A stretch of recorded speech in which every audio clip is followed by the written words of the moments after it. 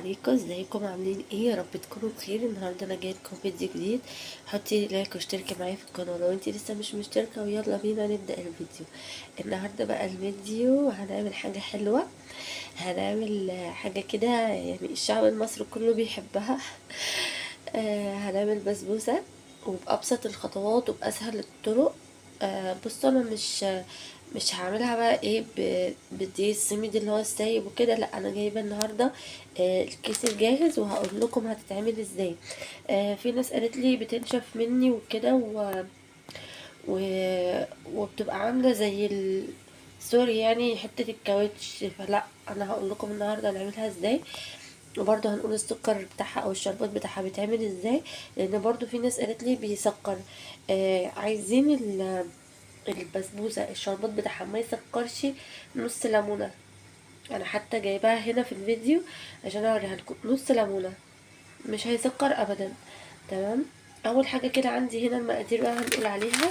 انا عندي كيس البسبوسه زي ما انتم شايفين كده، هو بيبقى مكتوب عليه من ورا الخطوات والمقادير وكل حاجه ايه بتاعته مكتوب هنا عليه، كل حاجه موجوده هنجيبها ايه. تمام. فانا المكتوب عليه من ورا ان انا اجيب معلقه بيكنج باودر او بيكو بيكنج باودر، عندي كوبايه زبادي بلدي، عندي نص كوبايه زبده او سمنه. تمام. بالنسبه بقى لبقيه الخطوات طبعا هنقولها مع بعض دلوقتي في الفيديو.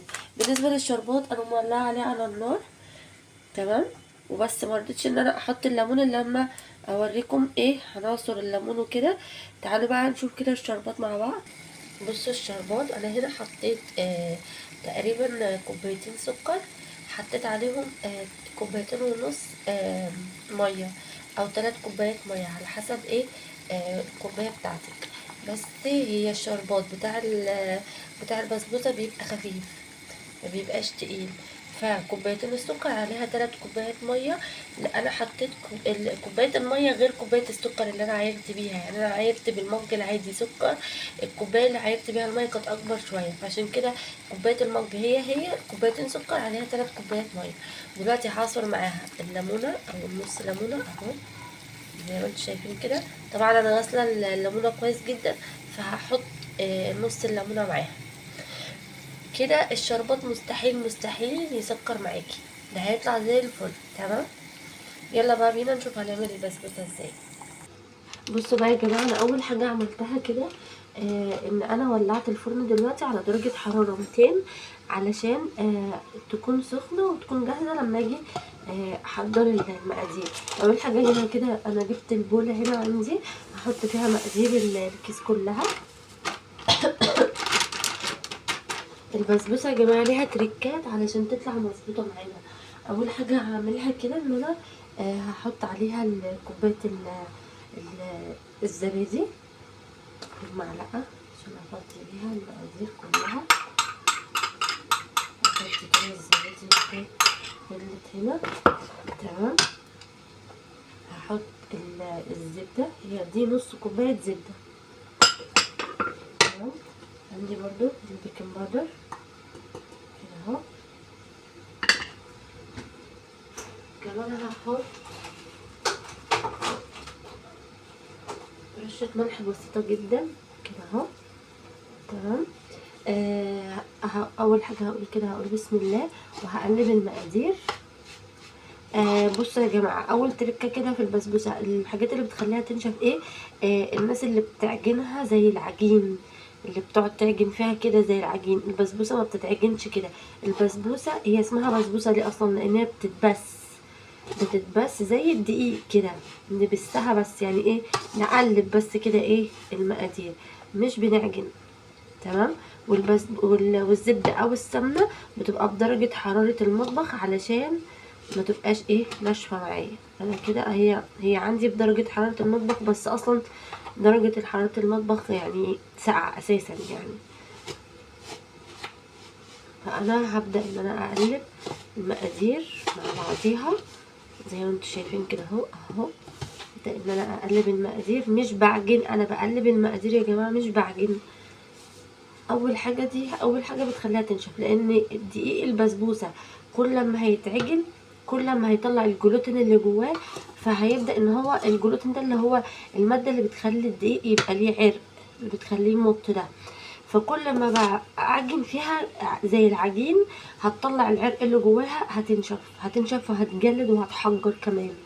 لكن كل ما انا اقلب فيها بس، هقلب بس تقليب كده اهو، ان انا اخلط المقادير كلها مع بعض، مش هتطلع ايه العرق اللي جواها. دي اول حاجه. تاني حاجه، البسبوسه لما بيبقى فيها سوائل بتنشف جدا لما بيبقى فيها سوائل.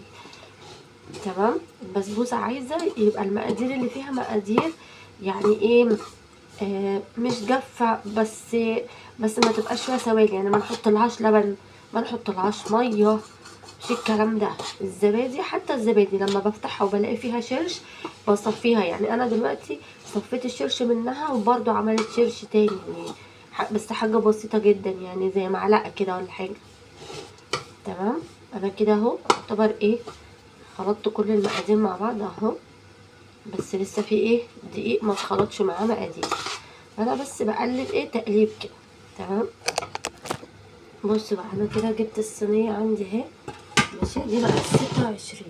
حلو. دي اصلا صينيه بسبوسه اساسا. هحط بقى فيها شويه سكر، هحط فيها شويه زيت كده، وهبدا ان انا ادهن بالزيت فيها.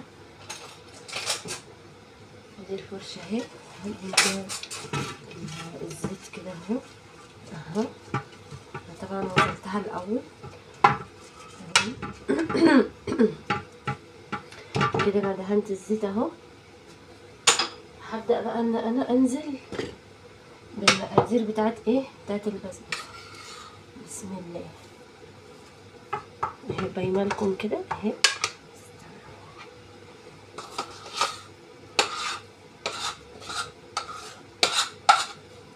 كده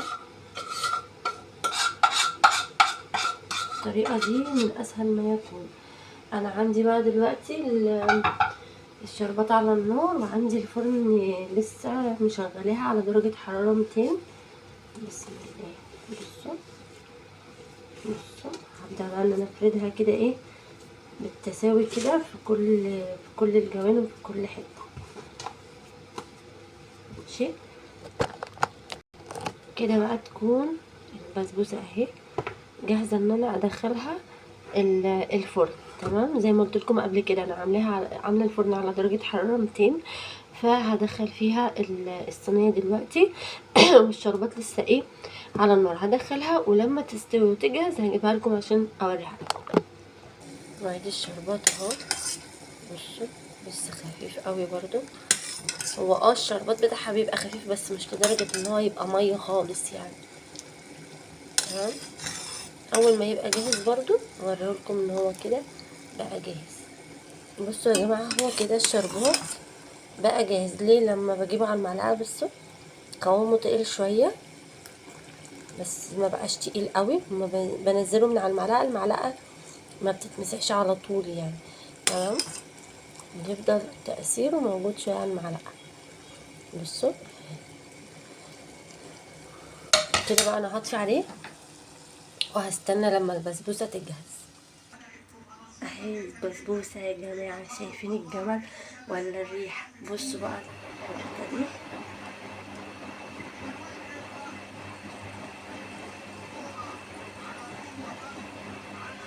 بص الجمال. بص.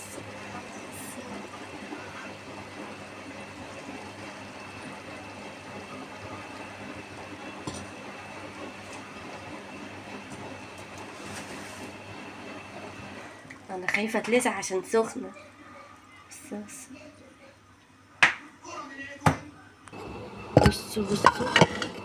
بصوا الجمال يا جماعه. بصوا الجمال. شايفين العسل عامل ازاي؟ واو. بصوا طبعا عشان طلعتها وهي سخنه، عشان كده اتفككت كده من بعضها، طريه ما فيهاش غلطه. اتمنى ان انتوا تجربوها ويا رب تعجبكم، وتقولوا لي بقى رايكم فيها ايه. واستناكم ان شاء الله فيديو جديد. مع السلامه.